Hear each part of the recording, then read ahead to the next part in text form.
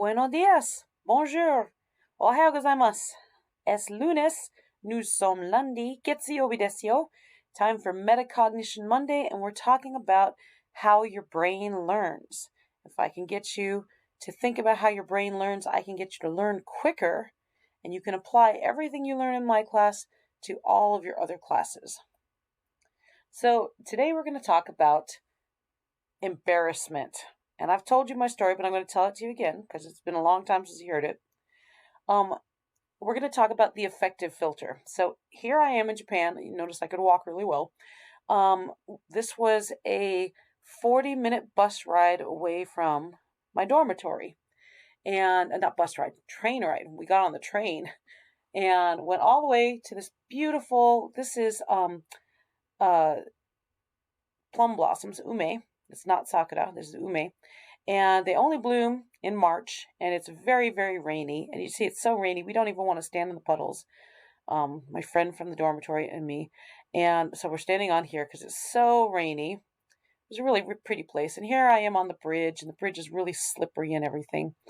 And my friends and I noticed that there is really beautiful ume, plum blossoms, down a steep path, but we don't see down a steep hill, but we don't see a path to get down there.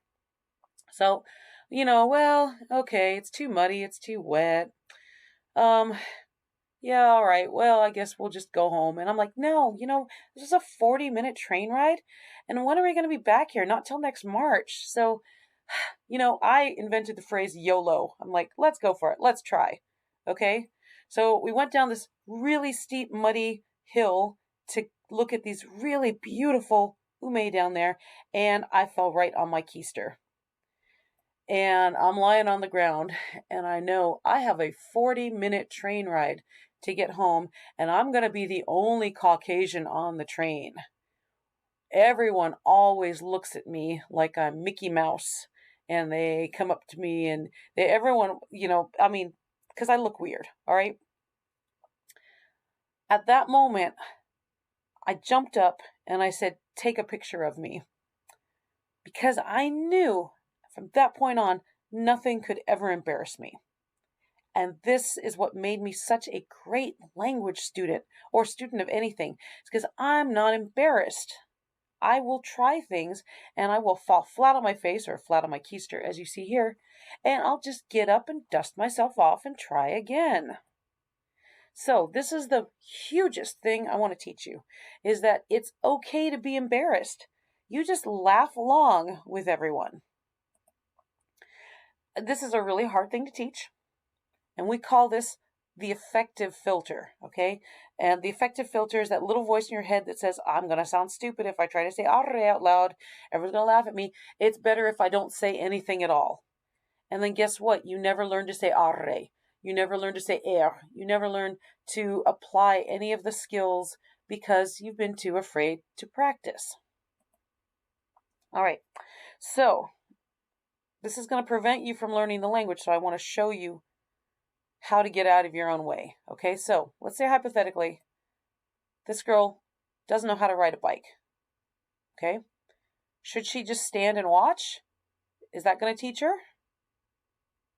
No, at some point, she's got to get on the bike. Okay, she can stand and watch for a little while, but at some point, if she's going to learn to ride a bike, she's got to get on it. All right, so let's say this girl really stinks. She's awful at bike riding. She's about to fall right off the bike. It's going to tip over. How long is it going to take her to learn to ride a bike? I'm going to give you think time. The answer is it's going to take as long as it takes her to get up and get back on the bike and fall and get back on the bike and fall. However many times it takes is how long it takes. Okay?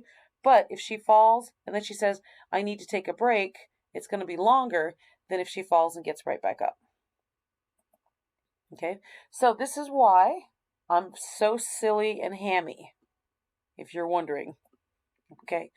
My classroom has to be a safe place. I don't allow you to insult each other. I don't like any of that macho posturing that many of you do where you're like ribbing each other.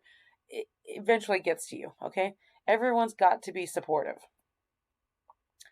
We need a we're all in this together mentality. Okay? We play so many games in my class. That's so that you're concentrating on the game and not on whether or not you sound silly. Okay? This is entirely why I'm very game based. So my question to you today, what's the biggest hurdle in getting you out of your own way? I've got a place for you to write this on Teams, and I'm going to let you write it in such a way that nobody else can see it. Okay, so I've got it as an assignment because I don't want you to raise your affective filter when you're thinking about this question. Okay, this is just for you. What do you need to do to let yourself practice? Okay, that's question number 1. And then question number 2, which game have we played so far that you got the most immersed in? Okay, tell me this because I designed my games based on how you're reacting to them. And I'm more than willing to do more of the same if you like it, and I'm more than willing to throw something out the window if you don't like it. Okay, so see you on Microsoft Teams.